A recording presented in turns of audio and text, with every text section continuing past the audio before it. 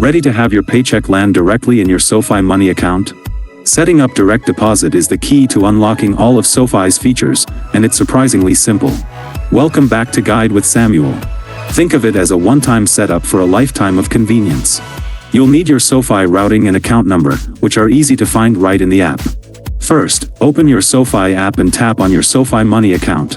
Look for the Account Details or Direct Deposit section.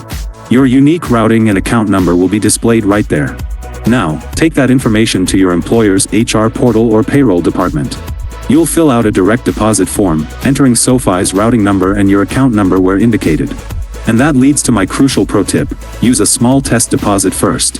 If your employer allows it, start by having just a small amount, like $10, deposited into SoFi.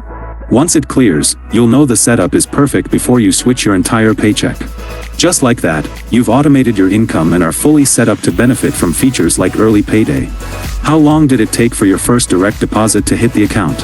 Let me know your experience down in the comments, and subscribe for more clear-cut guides like this one.